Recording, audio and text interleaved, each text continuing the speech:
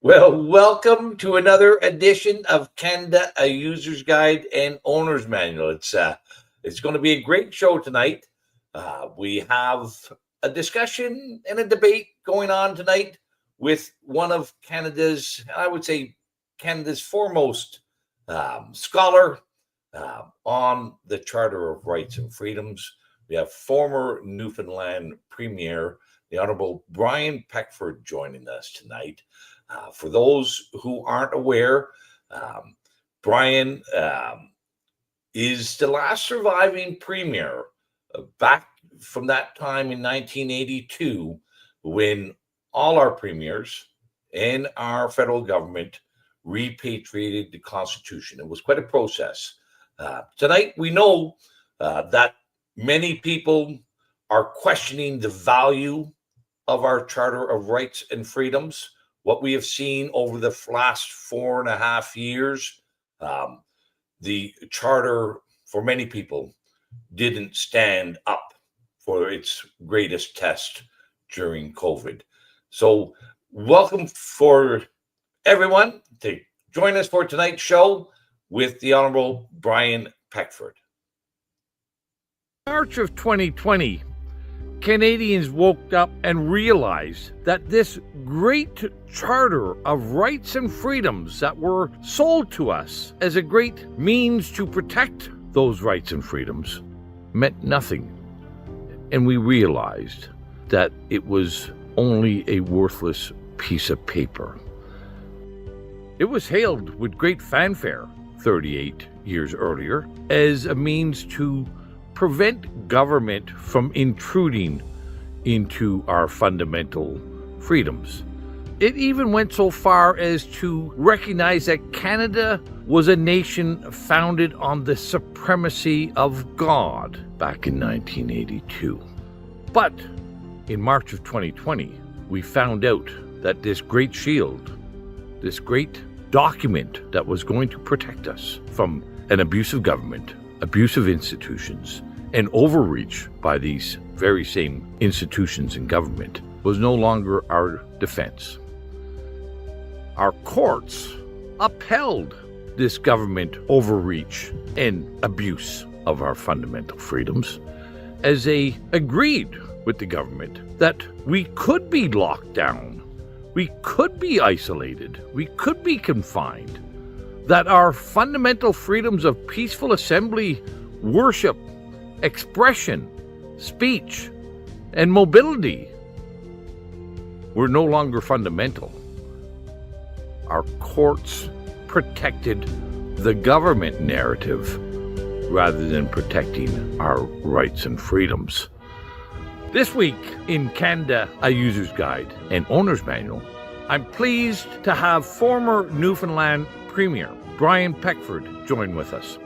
Many of you will know that Brian was a very outspoken and vocal defender of freedom during that dark era of COVID when our Charter of Rights and Freedoms was dismissed. I think we can all say we realize now that any and every law is only as good as the integrity of the people who are employed to enforce and uphold the law. But this week, former Premier Peckford, myself, and Lee Stewie will be doing a deep dive into what went wrong with our Charter of Rights and Freedoms and how can we make it a shield to protect our rights and freedoms once again. Stay tuned for a lovely, wonderful, and I think very informative episode as we dig into the Charter of Rights and Freedoms in Canada.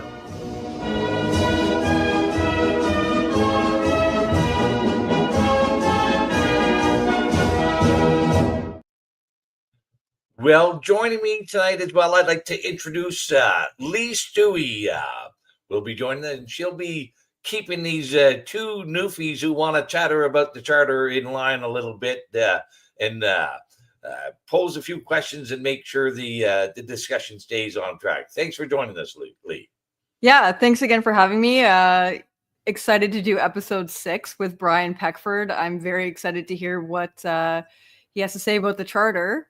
But before we get into it, I'm going to just do a bit of housekeeping. If you're just joining us for the first episode here today, the last portion of the stream is going to be Randy and Brian answering your questions that were submitted through Randy's website at randyhillier.com/ask-a-question. But if you didn't get a chance to do that prior to the stream, you can send in a super chat on YouTube, and we will get to those as well at the last portion of the stream. If you're watching this on the replay or you're using another platform other than YouTube, you can also donate at Randy's website, nomorlockdowns.com/donate. And also there's a Twitter space after the stream at 9:30 on the No More Lockdowns account. So we'll see you there as well. And I think that's about it. We can get ahead with getting Brian on, and very exciting stream. I'm super excited.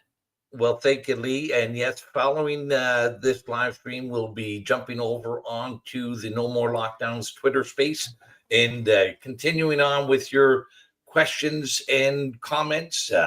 So with that, let's introduce Brian Peckford to the studio. Welcome, and thank you very much for joining us, Brian. Thank you very much for having me. Pleased to be here. So let me just say, I want to preface a little bit with for tonight's 42 years ago, and that's when the charter came into effect, but it had taken quite a period of time and discussions before we got to that signing date in 1982. But I would like to, and we saw what happened during COVID. We all did. But in 1982, I think one of the big questions and themes over the night, Brian, that I want to explore as well is in 1982, Canada was a fairly homogenous country. And it was written at a time when Canada was just that. And everybody knew what reasonable meant.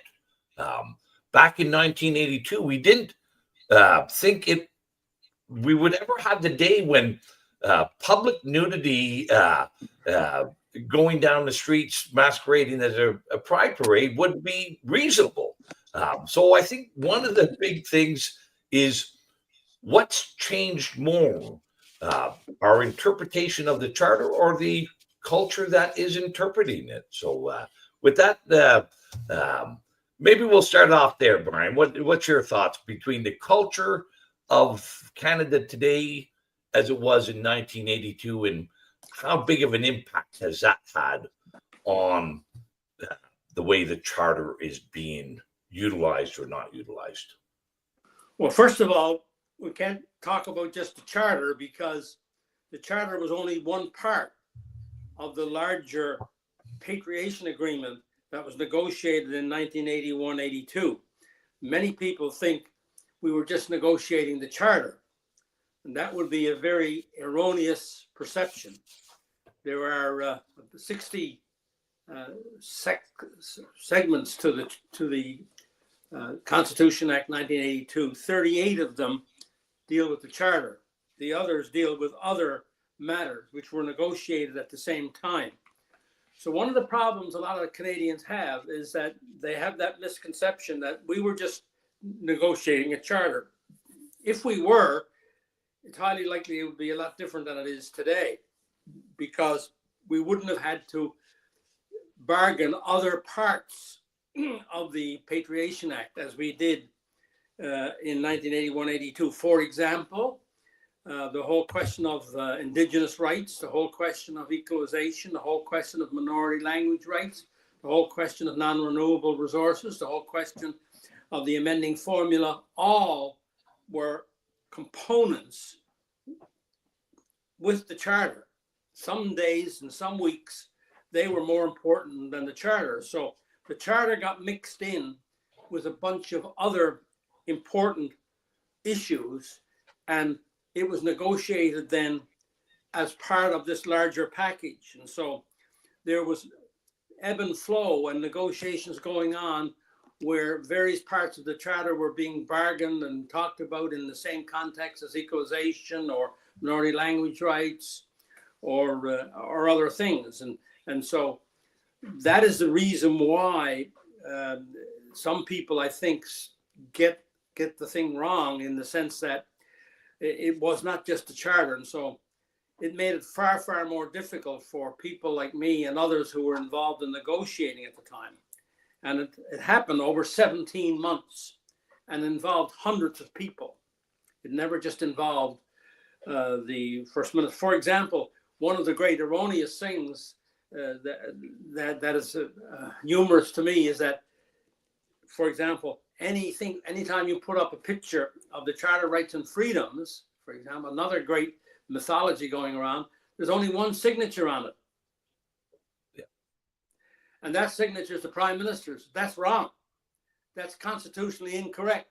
But you'll find it because that's the only one that's available, because the federal government puts it out. But the Prime Minister Trudeau's signature on that Charter of Rights and Freedoms, his charter and his Patriation Act lost in the Supreme Court of Canada in 1981, and he had to come back to the table and negotiate. And that Charter of Rights and Freedoms, that Patriation Agreement of 60 items, was negotiated by 10 premiers and the Prime Minister. And so to have a legitimate picture framed of the Patriation Agreement, or just the charter, some people just want to frame the charter, then you must have the names of all those who helped negotiate it on it. The only person's name who wouldn't be on it, because they didn't agree with it, was Quebec. And so Laurent Levesque's name wouldn't be there. But all the other First Ministers who were around at the time should have their names on it. So a legitimate charter to show what it's all about, because it was a national document. It wasn't a federal document. You see, by having just the Prime Minister's name on it, you've got a federal document. Well, that's the same as the Bill of Rights back in 1960 when Diefenbaker brought in the Bill of Rights. That was a federal act. The big issue and the big point about the Charter and the Patriation Agreement, it was a national document. That is, it was the Constitution of the country. So Brian, did each of the premiers sign that Constitution? Okay, Yep, so the Patriation Act. Yeah. Okay, so that's a question that many people have, because everybody was glued to their TV sets, or who saw the Queen and Pierre Trudeau signing it on that day, but they did not. Yeah, that was the act going through Parliament, for the Parliament of Canada at the time, after we had signed the Patriation Agreement. But that signing on Parliament Hill that day would not have been possible without the signatures of a majority of the premiers on the Patriation Act, which was the foundation document. The legislation that you see signed, right, is the culmination, or the legislation that culminated from the Patriation Agreement. So are you satisfied with the charter that you signed in 1982? And are you satisfied as a former premier and as a Canadian? And if not, what factors have contributed to the diminishing value of the charter? Now, there's built into that question, is the problem is not so much with the charter as how it has been interpreted by the courts and the governments since. It got off to a rather rocky start right after it was negotiated, because within a couple of days, there were people around who were trying to undermine it, to the point where they even erroneously tried to diminish the role that yours truly played and the Newfoundland delegation played in bringing the Patriation Agreement together. Was a proposal by the Newfoundland delegation, led by me, that actually broke the impasse on November 3rd, 4th, and 5th in Ottawa, from which came the Patriation Agreement at that last day on the 5th. And right from day one, there was a disagreement over that. And then the first decisions out of the courts based upon the Constitution Act 1982 were wrong right from the start, and have been ever since, because the first decisions that were made by the court were ignoring the opening words of the Charter. whereas this country is founded on the principles that recognize the supremacy of God and the rule of law. At the end, colon, a punctuation mark, colon, which was deliberate on behalf of all the first ministers, which meant everything that comes after is based upon these two principles. Right. And right from day one, the courts ignored that. So the charter and the patriation agreement got off to a bad start, especially the charter part of it, because the opening words are unique to the charter. And so but you did it. What happened, I think, and when you talk about the culture has changed and so on, unfortunately in Canada, unlike the United States, we very early on through our law schools and through teaching lawyers developed the theory of the living tree, which was a constitution changes according to the mores and values of the society as it grows. That's not how many people in the United States view it, nor is it how I view it. That's the key reason why the amending formula was so important. 1927 was the first time we tried to patriate the Constitution. And 10 times thereafter, from 1927 to 1981, the government of Canada tried to do it, and it always got stopped because of the amending formula. We couldn't bring the Constitution home if we didn't have a way to change it in Canada.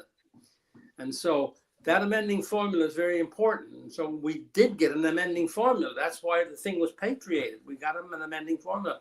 And it's through the amending formula that we should be looking for change, not through judges from the court interpreting what they see as the new values in a society. That's why the Constitution is so permanent and it's so difficult to change, because without it being permanent and difficult to change, you would have these varying things which we see now happening. And so a lot of our problem is with how leadership in the country took over the charter and the whole thing and reinterpreted it to suit themselves. And that's what's really happened, because right from day one, the opening words of the charter were ignored. This would never happen in the United States. This would never happen in the United States. And that's the difference between, and of course it took us from 1867 to 1982 to get a Bill of Rights or a Charter of Rights. In the United States, it was 14 years after the country was formed, they had a Bill of Rights. So that 2 points Their here. culture of rights and freedoms is far more entrenched into their system or into their culture than it is in Canada. Ours is a more flippant one, where many Canadians almost view the Charter as like another piece of legislation, when it's far more sacred, it's far more permanent, it's far more a part of who we are than is given credit for here in Canada. And that comes out of our different evolutions as societies. They had a revolution, we didn't. They started from scratch. We went along with and were part of the British system of common law, unwritten common law, which therefore helped develop a different type of society and a different way of viewing constitutions than in the United States of America. So, Brian, there's two things that come out of that. One is we know that the living tree doctrine was present back in the 80s. It may not have been as entrenched as it is today. But you also said that there were people seeking to undermine it right from the get-go. Is that other political players in the provinces? It was a lot to do with the journalists and lawyers and so on at the time. Books were written soon after the Constitution Act 82 was passed, describing how this whole thing happened, completely erroneous and wrong, and it's still in the on the internet today. If you go into I think it's the encyclopedia, the Canadian Encyclopedia, you will find a false narrative as to how all this unfolded. And you'll also find it in the CBC documents that were developed afterwards on the history of Canada and the history of the thing. So, and unfortunately, when Blakeney, Premier Blakeney was still alive, and Premier Law, we attended a number of early annual meetings celebrating the anniversary of the Charter, where we pointed out to them at the time at the University of Montreal, at the Constitutional Centre in University of Alberta, on various other programs, and in the writing letters that we wrote to the national newspapers, pointing out the erroneous way that people had of describing how the thing came together. But then it got even more serious over time, because we had the courts and the governments making decisions that ignored the opening words of the Charter, and then began to interpret various policy areas that were completely at odds with the intention and the wording as we understood it at the time of the Charter and of the Constitution generally. So many people are confused about the amending formula. What was your view back then and now of the amending formula? Well, amending formula is there written down for everybody to see. And the amending formula means that general provisions of the Act or of the Constitution Act can be changed by 7 provinces representing at least 50% of the population from the previous census. And then there's a group of subjects that would take unanimity. So there's 2 parts to the amending formula. One is 70% and 7 provinces and 70% of the population, 50% of the population. And the other is unanimity, where you need to have all the governments on side.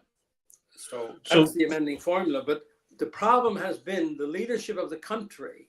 The country has devolved in such a way where the provinces have relinquished a lot of their sovereignty that they have under the Constitution. For example, the National Health Act is a really good example. Health is provincial, but right now the federal government's input into health and influence in health policy is just as great or greater than the provinces. And especially in those provinces which are have-not provinces. They depend a lot upon the money they get from the federal government, and it demeans the sovereignty and reduces the sovereignty that those provinces therefore exercise. And that's why it's so difficult now to change the Constitution, even 7 provinces and 50% of the population, because so many of the provinces are have-not provinces, that the federal government can divide and conquer, because through the back door they can always threaten the smaller, weaker provinces, the less well-off provinces, that you have a whole bunch at stake here if in fact you start to exercise your sovereignty as it is outlined in the BNA Act and as it is outlined in the 1982 Constitution. So that's what really changed. When you posed the early question, when we came on the air first, that's what's really changed, is that because values and stuff are always going to change, and the only way you can handle that is through a constitution, because otherwise you end up in almost like a mob rule. People are going all over the place, and so you need to have a way in which you can change the constitution, but you need to have leadership in order to do it. Luckily, in 1981-82, there was the leadership available to put aside some of the provincial interests for the national interest. I did it in my case, for example, where we were holding out to rearrange the powers on the fishery, because that was our largest industry at the time, still is a big industry in Newfoundland, and we wanted to have more say over it. We didn't need to necessarily put in the Constitution constitutional provisions, but a provision whereby the province must be consulted on various parts of fisheries policy that were still in Ottawa. And I relinquished that for the sake of getting a patriation agreement, for example. And other provinces did likewise on various issues that they had that they wanted to see change in. So we don't have that today so much. We don't So, Brian, have leaders demonstrating a national interest. I think this is an important element in here that a lot of people don't realize within the Constitution, and it's that the division of powers. And you brought up the Canada Health Act, and to me, that is probably one of the most outrageous examples of the federal government usurping the sovereignty of the provinces. And we've seen this where the federal government is now willing to bribe, and some of the provinces don't take much to bribe either, Brian. Let me, but they're willing to. Even Alberta is still being bribed by the federal government. Yeah. By the way, just before you go on, just let me say this because before so we don't lose it, and you can come back to it again, and then I'll stop and let you finish your point. But listen, this is a very, very key point, because that's what diminishes Alberta and Saskatchewan and those people who are arguing on energy policy and environmental policy. This is their weak point, because the judges and the courts, when it gets to the courts, some of these issues that Alberta is now arguing, or Saskatchewan is arguing, and other provinces too.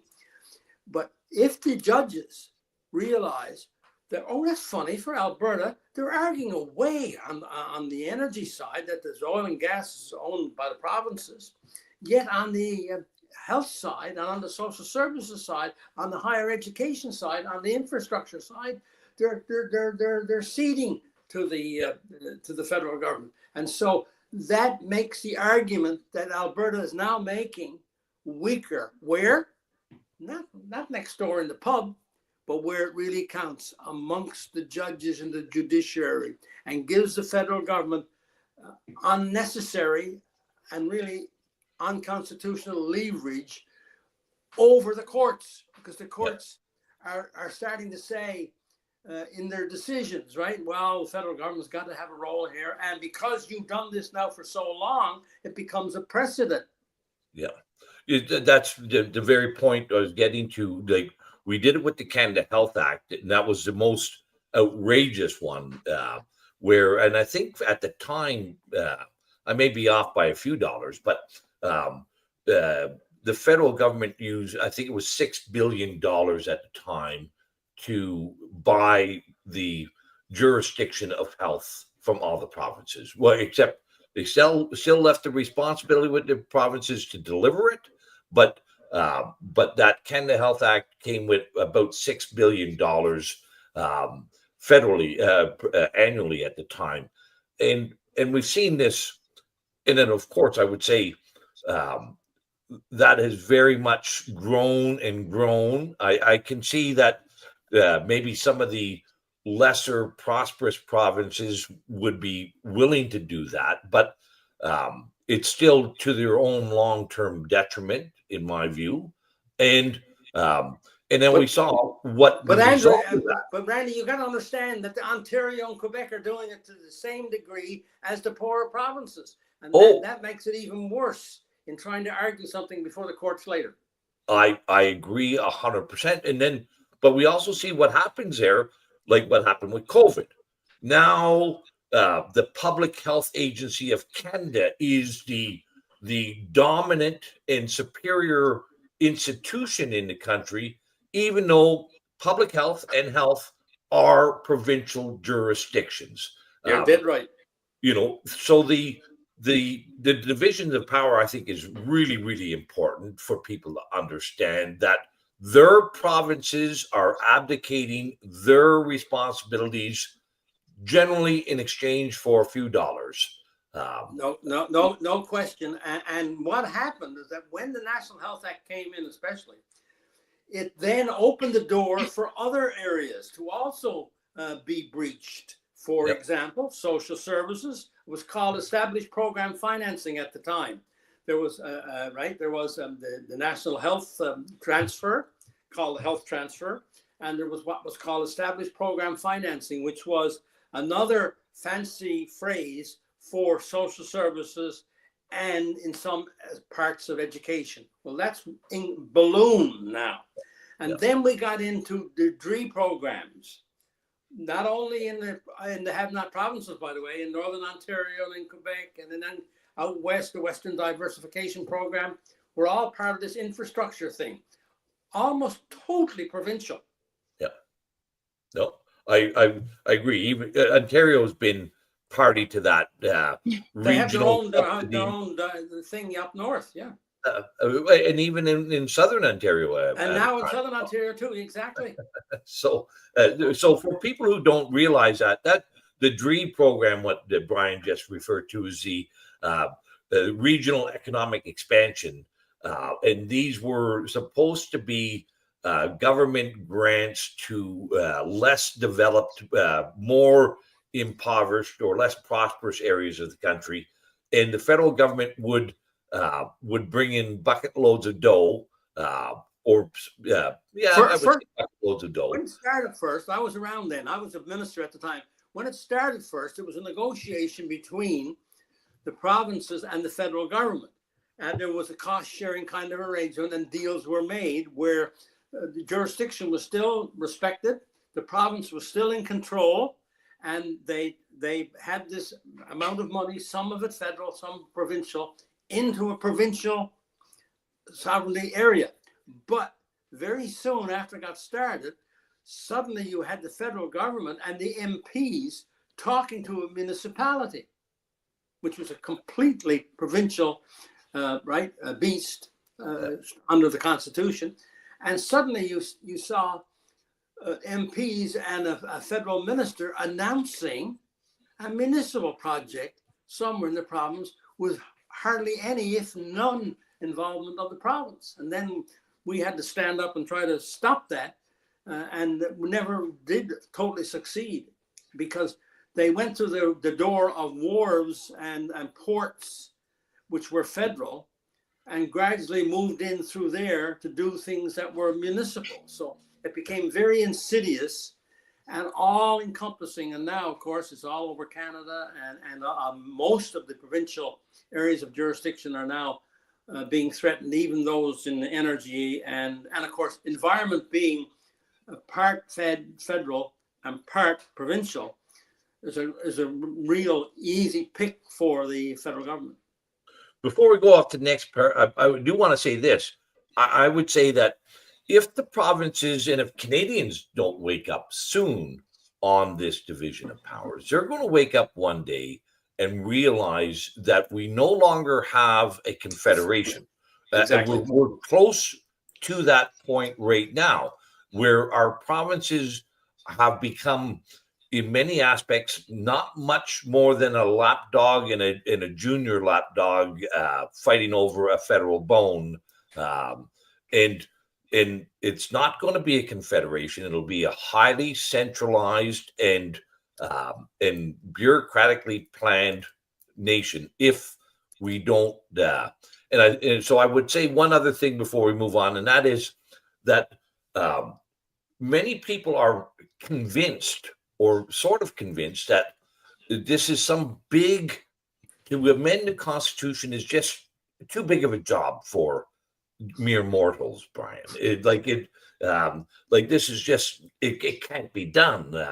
But provinces have amended the Constitution on a multitude of occasions since 1982 without much difficulty. Well, with no difficulty at all. It's just passing a piece of legislation and requesting the government to incorporate it into our Constitution, like New Brunswick did with the bilingualism. Newfoundland did with the denominational schools. Yeah, but it has to be unique to that province, so that therefore it's just a deal between one province and the federal government to do the national health and the education and the social services. It would take the amending formula. Yeah, but it is, and I think people need to realize that there are multiple amending formulas. It's not just one. Well, And- no, that's not correct. That's not correct. There's only one amending formula, but there are areas in the Constitution which are unique to one province in the federal government, where therefore you're not affecting the other provinces, and you can do it. But like in education and health and all that, where all the provinces are involved and where the division of powers clearly says where it is, you do need the 7 out of 10, 50% of the population. I agree with that. And maybe the language was not as precise, but a province can amend its constitution. Yeah, it's on jurisdiction that is provincial jurisdiction. The province can incorporate laws into the federal constitution. And No, it's not a federal constitution. It's a national constitution, and you can only incorporate laws that are unique to that province, but also then takes the federal government to change it because you have to put it into the constitution. But it has to be. It's individual. It's not collective. It's only one province. Right. That province has to have a unique circumstance, which is not present anywhere else. As I was explaining with New Brunswick, their change only applied to New Brunswick. They're the only bilingual province recognized in the Constitution Act. Exactly. So to come back to your point, which is very valid, is that we are gradually moving towards a more unitary state, because the main levers of power which are available within the Confederation are ones that take the amending formula. And unless the provinces become leaders again and come together and force amending formula solutions rather than backdoor solutions, then the less likely we're going to continue to be a federal state. It's only a federal state in name. During COVID, you became a high-profile opponent of the actions of all governments. What compelled you to reemerge on the Canadian political stage, and what actions were you involved in? Okay, well, I got involved because I suddenly realized that what the governments were doing provincially and federally, both, a lot of the mandates and lockdowns were provincial, and then others were federal, and so this flew in the face of what we had negotiated in 1981-82. This was completely different from what the whole business of Section 1 of the Constitution. Well, first of all, the opening words. Suddenly, they were now we were getting down to real. You see, in the general course of events from 82 on, there were only a few of us who were writing letters to the paper and making comments. Some got carried, a lot never, that the federal government was overstepping its hand. And they got away with it. And they were encouraged to continue to do that because a lot of the lawyers going to law school were learning this living tree doctrine at the same time.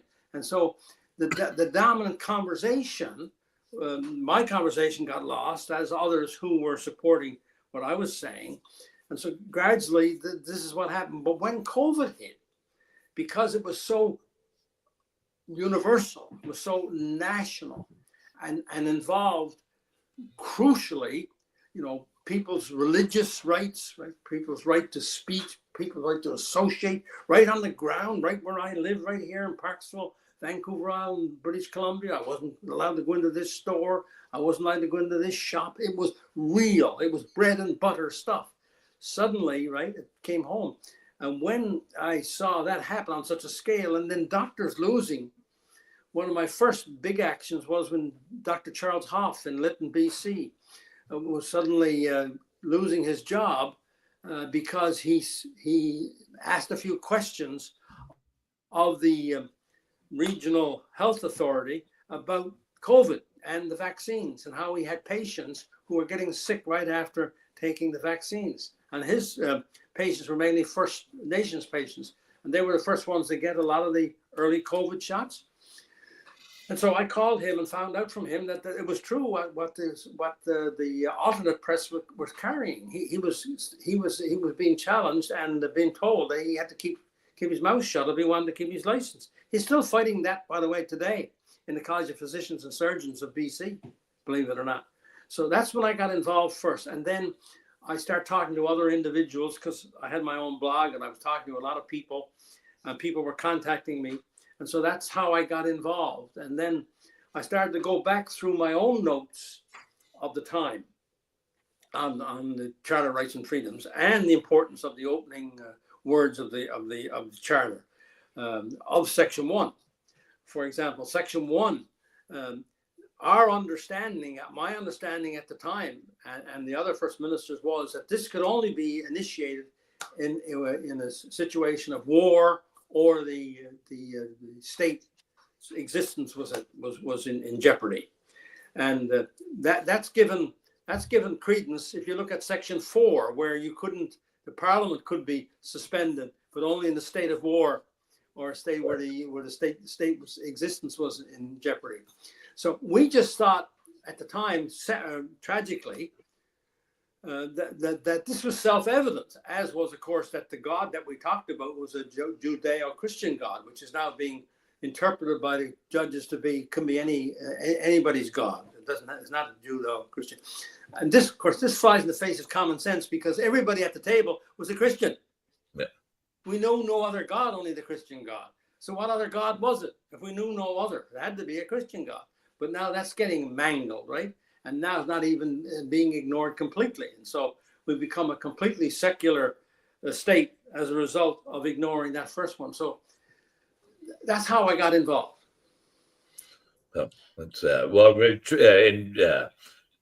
and we've seen that. You mentioned Dr. Charles Hoff, and he was one of the early ones. And again, where we've seen none of these protections have helped any of the professionals, any of the doctors in their fight with their CPA here in Ontario, the College of Physicians and Surgeons, but similar bodies everywhere. Yeah, but look, Brian Bridle is a really good example, even better in some ways, than Jordan Peterson's one in Ontario again. Mr. Bridle today, Dr. Bridle at the University of Guelph, he's still not allowed to go in his lab. Yeah. But you mentioned that it was the thinking behind that at the time was the existence of the state was in jeopardy. That's where that would kick in. And Randy, I got to interject again, because this is very important. If you look at the jurisprudence anywhere in the democratic world and here in Canada, as it relates to how you interpret constitutions, they always talk of intent. And because you can't write every single word of every single circumstance into a constitution. That's not the nature of a constitution. You can do more so in legislation, but you're talking about principles and what the principles stand for and what was the intent of the principles when they were written. But strangely enough, that's not done as it relates to the COVID circumstance and how the governments were able to skate past Section 1. You don't see any of that reference or any of that threshold, Brian, exactly within any of the consequential tests that the courts have now developed. They are, it's really sort of bizarre to me how some of these tests have been developed that it flies in the face of the Constitution itself. Yeah, and it's common sense. And by the way, in certain instances, the Manitoba decision, the early Manitoba decision on right to the Appeal Court of Manitoba, the decision there where they actually ignored the expert scientific advice and said so. We're just going to believe what the government says and forget about what Jay Bhattacharya says or Peter McCullough says or other leading experts who were providing data and scientific information on the other side of the argument. They actually came right out and said that. Yep. In the same way as they ignored the opening words to the charter. So it's become a field day for judges and governments to select and choose when it is they're going to use something in the Constitution and when they're not. We're in a constitutional crisis, and Canada still doesn't realize it. Right. Are you surprised and or disappointed that you're the only former premier, and I'll say as Randy as well, I'll include Randy, who challenged the COVID restrictions on a constitutional grounds? I'm very surprised at, there are still people alive, and I will not name them. There are still people alive who were or my age. I'm going on 83, who are my age, but I was one of the younger ones, one of the younger premiers at the time. So, you know, that's why I guess I'm still around, because I was younger than the other people, other first ministers.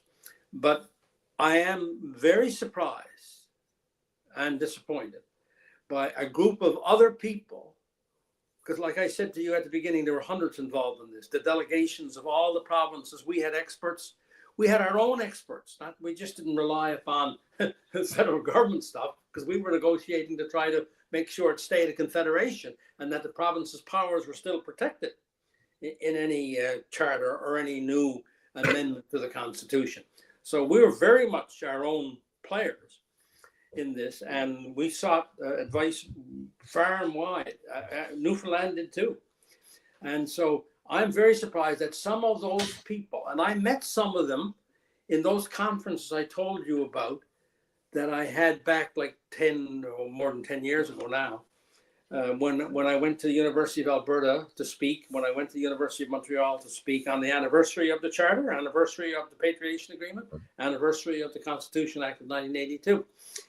And some of them quietly, over a dinner or whatever, would come and sit next to me, some from Quebec, by the way, as well, and tell me that they supported what I had just said in the forum, in the public forum, but couldn't say anything about it otherwise. All right. And so I'm very, very surprised, because there's still some ministers around who were ministers in various of the provincial governments, who later became judges, others didn't, but are still alive, who have remained so quiet, number one. Number two, I'm also very surprised at the number of political scientists and actual constitutional scholars who have remained silent on this. It's absolutely amazing to me. And I wake up every day now still using the word unbelievable. I just don't believe what I'm hearing. I don't believe what I'm seeing. And I don't believe the silence that's become so pervasive throughout the land amongst people who know what I'm saying is correct, who understand, who were there, who understand what we were talking about at the time. And we had, all the provinces had reams of scholars who said that no court would ever go to the extent that the courts have now gone. We were told, we were advised by the best scholars around in and outside of Canada, those in other parts of the British Commonwealth, Australia, whatever, England itself, about this. By the way, what's not well known, I was in London when the federal government tried to patriate the Constitution unilaterally and lost. I mentioned it earlier, and then Trudeau lost and had to come back to the table. That was September 1981 that he lost. But before that, when the federal government passed their own bill through the House of Commons, it was passed through the House of Commons. The majority in the House of Commons supported Trudeau unilaterally going and getting his own charter and his own patriation agreement from London. We went to London, and I was one of the ones who went. I met with people of the House of Lords. I was on BBC television debating what I'm debating now. And to a person, all of the scholars in London at the time, who were constitutional experts on this, much more so than I was, saying, right, that no, you know, and when Trudeau did what he did, they said he'll never get through here. You know, that's why he had to. What Trudeau then did, by the way, the provinces took him to court, and after he passed his unilateral thing, but then he realized that he was in trouble in London, and he was going to be in trouble in the appeal courts, because we took the Trudeau to court in Newfoundland, Quebec, and Manitoba, I think. And the appeal courts were, you could tell from the hearings that a lot of the appeal judges had little time for the kind of Canada that Trudeau was pursuing, that he could, as one government. And by the way, if you look at that decision, I would, anybody who's really interested in the Constitution, I would really recommend them go to that September the 28th, I think it is, 1981 Supreme Court of Canada reference decision, where the court, Trudeau's best friends, some of his best friends, ruled against him, because everywhere from 1867 until 1981, when there was a change happening which involved the provinces, the federal government consulted and got the approval of a majority of the provinces first. Everyone.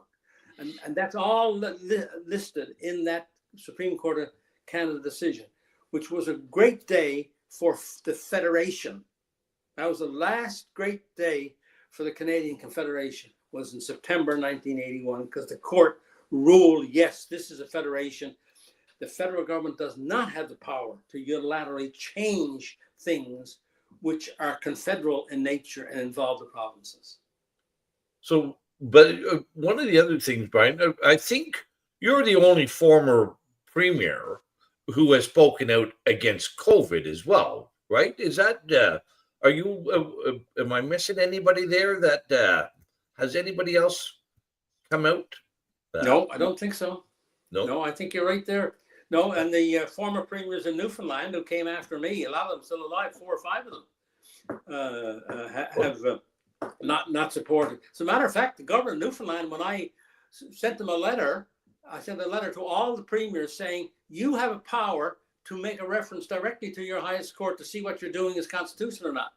Okay, I sent to all the premiers, and my own province, of which I was premier, threatened to take me to court. Oh, is that right? Yeah. In the letter back to me. Yeah. They never did. I told them, I said, I can't wait for the day to see you in court. But that's the other problem we got here, Randy. And it makes me cry, because no court will hear what I'm now saying. Yeah. There are lawyers in Canada who put my name forward as part of a charter argument. Yep. Okay, for their client. And my name went forward and the judges turned it down. In my own court case, because I took the federal government to court on the travel ban with other Canadians, but my name was the first one, and the one that was used in quoting the case, my name was always used.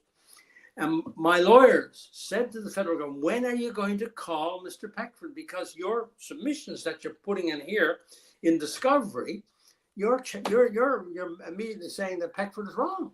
So we want, when are you going to call our star candidate to come forward? Because the way the system worked, they had to call me. And the federal government said to Keith Wilson, my lead lawyer at the time, we have no intention of calling Mr. Peckford. Right. When the Rouleau Commission got established, my name was put forward because I attended the convoy down in Ottawa, right? I met with the board of the Truckers Convoy. I met with Tamara and Chris Barber and the rest of them. My lawyer became their lawyer. They had to get approval from me to use Keith Wilson as their lawyer. So I was involved in all those talks. I was the one who helped get the Truckers Convoy to negotiate with the city of Ottawa. I was the one who was the catalyst who made that happen through people that I knew who knew the mayor of Ottawa. And that's how it happened. So I was intricately involved. Not only was I the only signature still alive, right? Signatory of the Constitution, but I was intimately involved in all this. And my name went forward and the commission turned down hearing me. Well, Brian, that's interesting, because I know my name was put forward as well, and they did not want to hear from me. I know Maxime Bernier, his name was put forward. I know Derek Sloan's name was put forward. None of the, at that time I was still in an elected office, but no elected or former elected members were permitted to speak at the commission. And not only that, Brian, none of the doctors who were significantly involved, like Dr. Roger Hodgkinson from Right. Alberta, Right. Dr. Paul Alexander from Dr. Paul Ontario. Alexander or Eric Payne or Derek Bridle or any of them. Yeah, Byron And Bridle. not a single one of them No. were permitted to provide testimony Right. at the Public Orders Emergency Commission. Yeah. So, Well, we got to call it as it is, see, Randy. We got to call it as it is. That whole Rule Law Commission itself was unconstitutional because they never demonstrably justified why they did what they did. Right? Why the federal government did what they did. They didn't justify anything. And here was, by the way, this Emergencies Act was brought in by the Conservatives years ago when they changed the War Measures Act. Here was a government examining itself. The conflict of interest was blatant. Yeah. This was a conflict of interest, complete conflict of interest. And therefore, Canadians should have not allowed this to happen. I mean, this was an awful thing to happen. So our system has become so corrupted by Canadians allowing these things to happen, which are unconstitutional, which are completely against any conflict of interest rule anywhere in the country, that they shouldn't have been allowed to go ahead. Yeah. No, see, but what we did was we went along with it. Yeah. And I was up there on my blog saying this is an unconstitutional thing. The preamble to the Emergencies Act said you have to meet the requirements of the Charter in order for this to proceed. And it never met the requirements of the Charter, but yet proceeded. Yeah. So I think one of the things, though, that we need to get into is, like, you know, and this is just the way I see it, Brian. I'd like to hear you.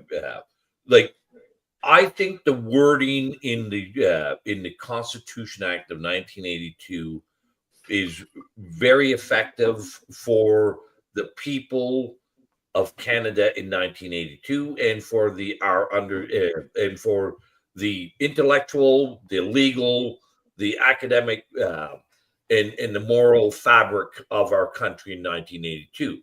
That's different now. No, I disagree with you. I fundamentally disagree with you because you'll always be changing every 2 or 3 years. There are fundamental principles. What's happened is that our elite are deliberately sabotaging our Constitution. And that's what we got to get at. If you start trying to see that you're going to change this word because in the 1980s was this, 1990s was another thing, then in 2010 is something else, in 2020, you will not have a constitution at all. So what we got to do is get back to the fundamentals and ensure what it is that we're talking about as our bundle of principles are adhered to by the governments and the courts. And in that case, it will take a brand new way of operating government. Okay, that's one. But at the moment, we know what we're dealing with.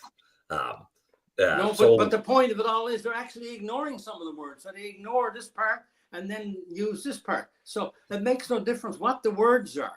If the words are clear, like, for example, demonstrably justify in a free and democratic society, you're not going to get words that much better than that by another group of people who are amending the Constitution as it relates to if, in fact, there is a circumstance whereby rights can be suspended for a brief period of time. As long as you've got, and by the way, Alberta wouldn't do what I just said now in their Bill of Rights.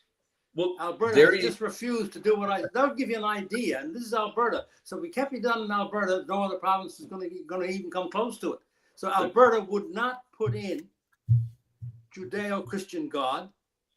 Just in the last weekend, I'm right involved in it right now. Right involved in it. I wrote the Premier, wrote the Minister. I'm involved with a whole bunch of lawyers and groups of people in Alberta who are on my side. Okay, and the Alberta government, one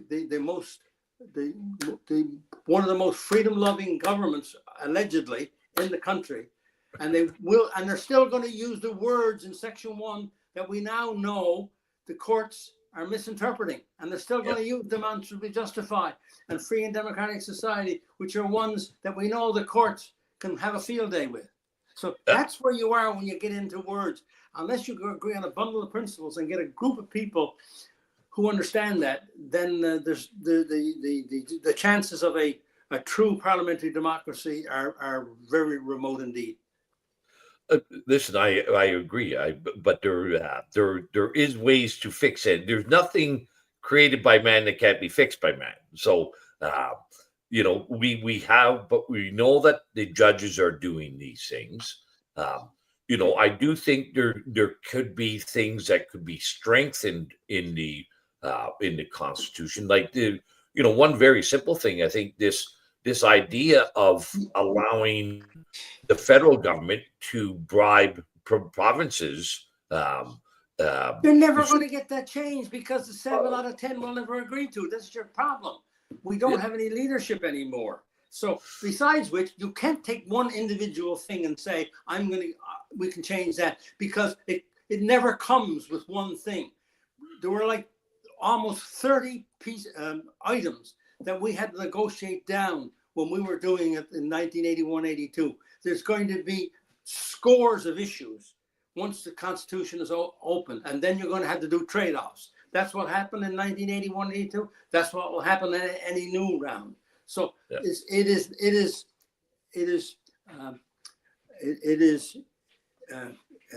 incorrect.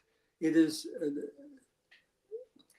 not possible to talk about here why we can change A in the Constitution. No, we can't, because A comes with a B, B comes with a C, C comes with a D, and it's only done in a kind of package kind of circumstance. Yep. Would you agree that the charter could be strengthened by removing the reasonable limitations? No, because you can't open it.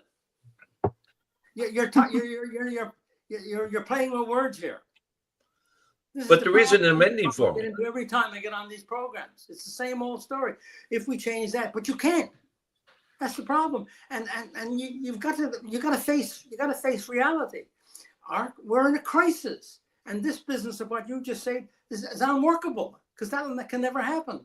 You're talking, that's a dream world that doesn't exist. And my proof now, in the last week, is Alberta. Yeah. So, but like I was around in 1981 and 1982, and I was watching carefully the political scene, for lack of a better word, Brian. And there was no constitutional crisis in 1980. Like the country, was functioning. And some might say it was functioning much better then as well. But there was a desire to have a constitution made in Canada. Randy, at that time, we were inundated by different interest groups from Vancouver Island to Newfoundland. Every morning, we had either petitions or letters or whatever, either on the whole question of the First Nations rights, right? Because they weren't in the Constitution, or on equalization, or on what should or should not be in the amending formula, on non-renewable resources, which got strengthened through that process of 1981-82. So there were a lot of things at play, and we knew, and this is where leadership comes in, we knew that it was necessary. The country was going to go into a very difficult situation if we did not make certain changes. The National Energy Program was there, hovering there in the background. Trudeau's promise to a renewed confederation to Levesque in the referendum that just passed, right? And so on it went, all throughout the nation. And the First Nations people were agitating. So were the women's interest groups.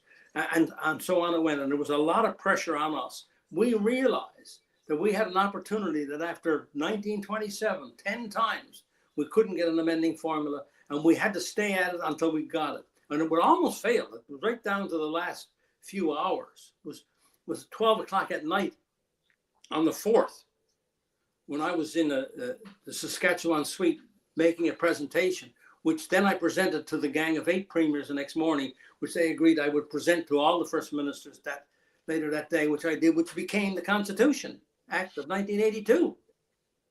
So, But that we don't have that here now in Canada anymore. well, let me phrase it this way, Brian, and get your comments. Recognizing that there was all those pressures, and the treaty rights, the Aboriginal rights, the horrific problems that happened with the national energy program with Trudeau, all those things combined. If that was enough of an motivation to create the leadership for a repatriation of the Constitution, I would say to you that there has been no bigger attack on the Canadian people, the Canadian freedoms, the Canadian way of life, and our governance than in the last 4.5 years. Yes, but all the governments are getting crisis, re-elected who went along with all of those unconstitutional violations. uh, And even if the Conservatives get elected, they went along with it. They were nowhere to be found on Parliament Hill when I was there with the truckers' convoy. They're not willing to make the changes that are necessary. So my problem is that, yes, we've changed all right. We're no longer interested in the Confederation that we thought everybody was going to be willing to support. So let me get this, maybe if I'll phrase it this way.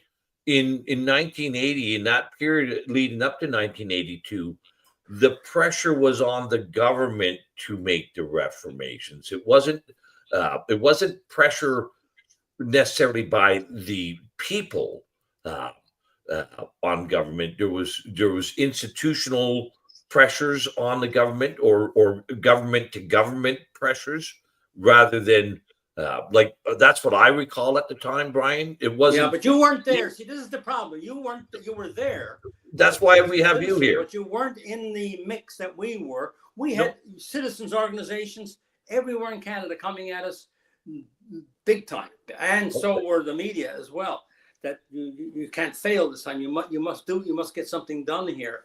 And I think the biggest thing that happened was that the provinces took the federal government to court when they tried to unilaterally do something that reestablished a confederal kind of system, which since has faded away. Well, I think that's a good point. And maybe, Brian, you've just said to everyone listening and everyone who will listen that the citizens' pressures force leadership to do something. Absolutely. Absolutely.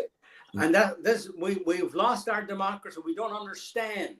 It's like people who say you can't be a Sunday Christian. A Christian is a person who lives Christianity and lives the life of Christ every day. And that's the same way with democracy. Democracy is something that you have to live every day, and the citizens got to be involved, and they've got to make sure that their MPs meet with them 4 times a year in between elections, right? And what have you done for me lately, Joe? Have you followed through on what you said during the election campaign?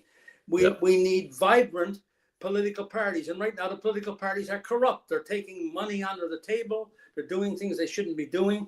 The prime minister of our country is a criminal. He's broken the law 5 times. The law, not the ethics code. The law. He's broken the law 5 times, and yet the parties allow him to stay in power. Yeah, but I think that's another good point that I would, you can't be a Christian just on Sundays. It doesn't work that way. And I would also say, Brian, you can't be an effective and responsible participant and member of a country if you're only going to vote once every 4 years, just like the Christian who only goes on Sundays. It's just not going to work. You need to be far more engaged. Yeah, I agree. Randy, I issued my Magna Carta back in May 9, 2022 on the steps of the legislative building in Victoria at a conference on freedom and on the COVID and all the rest of it. And what I said then, and I still stand by today, is that there are a whole bunch of things we can do tomorrow morning if Canadians want to without even changing the Constitution. First of all, we can, as I said at the time, and which is out there in cyberspace, it's in writing, people call me every day looking for copies of it, and I email it off to them. If we just had an honest parliament and honest political parties, let's start there. I've written Polyev, I've written all the leaders in the parliament and said, amend the Conflict of Interest Act so that if an MP breaks the law, he can't serve in parliament. They won't do it.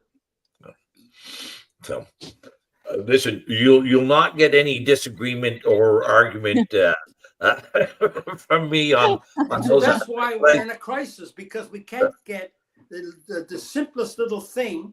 And I also, at the same time, asked them in their political parties, publish annually your audited financial statement as a party and debate that budget in your annual conventions in your party. And none of them will do that. No. I think we better get on to see if we can get a couple of questions from the audience, Brian, before we end off for tonight. Okay. Yeah, we're reaching the last part of the stream here, and so I'm going to ask from Randy's website, and I'll repeat it again. If you want to submit a question before any of these live streams on Monday night, you can do so at randyhillier.com/ask-a-question. So this one comes from Dr. Green. I don't believe the premiers who originally approved the charter intended for a wholesale transfer of power from elected representatives to the judiciary. Is this the case? Maybe Mr. Peckford can clarify this as a first step towards restoring representative democracy in Canada. Absolutely. Look, this is the problem, that the courts are no longer entertaining intent like they still are in the United States. And that's one of our problems, that intent has to be a part of any jurisprudence worth its salt, because you can't write everything down to the nth degree. And that's where, and like I say, if you go and read, which I have done, I make it my business every week. I read so many different decisions, and almost throughout all of them, you will find the judges talking about what was meant by that when it was passed. What did the author mean, or what did the creators mean? And here on this particular Constitution and the Charter now, they have deliberately ignored a very important component of determining a constitutional matter. And this is we're deficient. The integrity of the constitutional process has been undermined by the lack of judicial attention to the totality of making a constitutional decision. And this doctor is right. The first ministers never intended for something like COVID, which the science was murky at the time, and then when the science did get clarified and is clarified today, it still hasn't changed. This shows you what a problem we have. I mean, the greatest chance we got now is Robert Kennedy gets confirmed as Secretary of Health in the United States. That's the best chance we got. At least Trump realized, and seems like he's brought in a whole bunch of people who are not necessarily people who were with him at all, or he with them only 6 or 8 months ago. So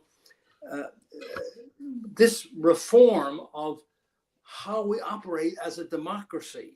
I mean, remember, we're in the minority in the world, right? This is a minority situation. This governance procedure, it lasted for a while in Greece on 2 or 3 different occasions during Pericles and during Solon. Cicero tried really hard, and you can go through the whole history of the thing. But the majority of people in the world today don't live in a democracy. So we're always fighting a very difficult situation, because the nature of man as such is that we allow ourselves to become subjected to what we are in Canada today, where we're not really functioning as a democracy. Our citizens aren't, right? Yeah. We're not teaching civics in the schools, right? Students know nothing about how the country works. And so this doctor is right. We need to go back to first principles as to how it is a democracy really operates with the Constitution. Well, Mr. Thomas Jefferson wrote much about that. This great experiment called Yep. democracy requires an informed, educated, and participating citizenry Exactly. if it is to ever work. By the way, there's a great division of the law school in San Diego, and its whole division is on originalism. In other Right. words, you interpret the Constitution as written. Yeah. You can change it, but you got to go through the amending formula to change it. Yeah. Well, And any civilized society, that's what they'll do. They'll use the amending, and then if they want to change the amending form, they can do that too. But Yeah. that means being intimately involved in our governance system and in our politics on an ongoing basis. And we need honest, honorable leaders to do that. well, listen, Brian and Lee, I think we're coming to the end of our show. It flew by. Yeah. Well, listen, Brian. Listen, I really do appreciate you taking the time to helping inform people and being on the show and giving us some of more of the insights into the constitutional development. Let me just say this while I think of it. I have to mention his name. Angus MacLean was the Premier of PEI at the time of the Patriation and the Charter. Now, there was a statesman. Here's a man from the smallest province in Canada, and he stood up for Canada through that whole thing with Trudeau and all the rest of it, that when he tried to unilaterally do it. He had been a Veterans Affairs Minister in Diefenbaker's cabinet, believe it or not. And he was an older man when he became Premier. But here was a really good example of a statesman and a national leader, and he was Premier of the tiny province. There you go, look at that. Thank you very much, the PEI. I just had to say that. Brian, I think when I look back over time and I look at the quality of the premiers of the day, the people like Lougheed, yourself, even Bill Davis here in Ontario, these were some pretty accomplished individuals, and René Lévesque, like he was a leader. Like no question. And you knew where he stood. By the way, there's another premier that's awfully forgotten, when he played a really key role in this whole business of individual rights and freedoms, and that was the Manitoba Sterling Lion. He was a lion. Yeah, from Manitoba by name, but by character. And he was perhaps of all of us, he was perhaps the one who was most steadfast on individual rights and freedoms and what we have today. Well, that fantastic guy, and really understood the law, understood the Constitution. Once again, from a smaller province, but a very accomplished man and very deeply rooted in what Constitution meant versus what a piece of legislation meant. He understood the nation versus the province. He understood the nation versus the federal government. Well, listen, we could go on at length, and maybe we could do that on another show, Brian. Lee, thank you very much for being with us tonight. And I want to thank you both. I want to thank you both just for standing up for Canada. I see a lot of people in the chat here sending their hats off to both of you for being such arbiters of truth. Thank you so much. Yeah, and Randy has done a fantastic service by articulating and posing all the questions and comments that he posed in this thing tonight, because that forces me, as the last signatory to the Constitution, to try to articulate what it was we were talking about, and makes therefore the thing far more understandable. If you had somebody who was just asking, easy questions, the people would not get near as much out of it. Well, listen, thank you very much. I've got to get on to the Twitter space. So, Brian, if you ever get Twitter, let me know.